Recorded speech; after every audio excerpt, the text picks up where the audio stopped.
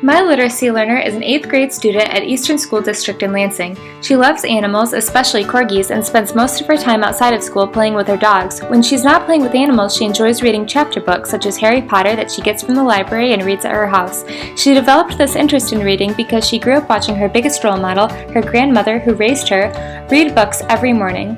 Although she likes to read, she is not particularly fond of writing, at least not in the academic sense. She writes in a journal at her house on rare occasions when she feels creative, but she does not like the grammatical and spelling aspects of in-school writing because she struggles with it, and she does not really enjoy sharing her work with others. Regardless of this distaste for writing, English is still my students' favorite school subject, and her background experience with chapter books proved to be a key literary experience that helped her in the classroom. Specifically, her previous reading experience helped her ability to make inferences. As we read the novel A Dog's Purpose, I noticed her ability to pick up on minute details about the text. For example, she would make comments about how Todd had a weird vibe before he actually proved himself to be a bad person. Additionally, although I had originally assigned some annotating and note-taking to hold her thinking, I realized that she did not need this. She was always able to verbally summarize what we had read about in previous classes. Although her home context helped her comprehension and enjoyment with in-school English texts like novels, she shared that she did not grow up around difficult vocabulary. As a result, she was not familiar with many of the words in A Dog's Purpose. I noticed that when she approached a difficult word, she would often stop reading and wait for me to tell her what the word meant. My student revealed that she did not have a specific strategy for reading, writing, and understanding vocabulary, and when she was faced with difficult words or texts that she did not understand, like math and history books, she would often just ask the teacher for help.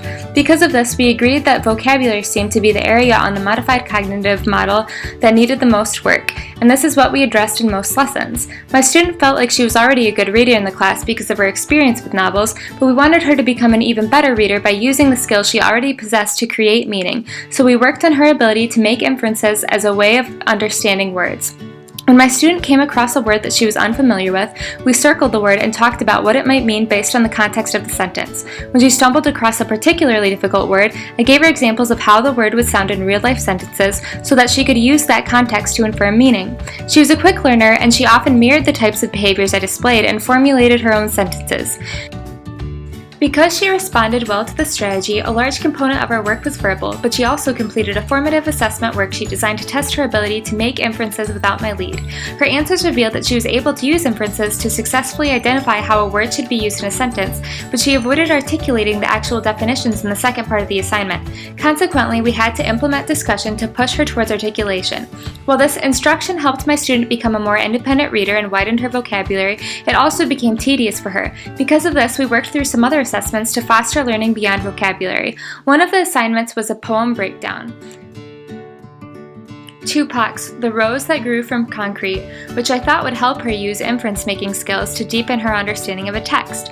When my student first received the poem, she was hesitant to interpret it because she had little prior experience with poems, but after observing my own connections, she was able to infer that the poem was representative of something deeper than its surface lyrics. It took some guidance, however. I had to point out certain key words for my student to pick out the meaning of the poem. My student also completed mini writing lesson assignments designed to address her discomfort with writing. Because she struggled mostly with grammar and spelling, I created sentences in which she would have to identify grammatical errors in a sentence. This took my student some time to complete, and she needed some direction as to how many errors to look for, but she eventually successfully corrected the sentences. In reflection to all these strategies and their effectiveness on my student, I would have used robust vocabulary a little bit less in order to make more time for the grammatical and critical thinking lessons. My student also revealed that they read novels in the class almost every day, so I think it would have been helpful to implement more fresh and diverse poems into the lesson. My student said that the main form of writing she uses in Read 180 is spelling every day. I wish I would have implemented more writing throughout our lesson so that she could work on grammar and critical thinking without as much guidance. In conclusion, a long-term plan would include the same robust vocabulary instruction, but in smaller doses, so that it would be less tedious. Additionally, I would have my student ask more questions and write more critical thinking responses to the work we used.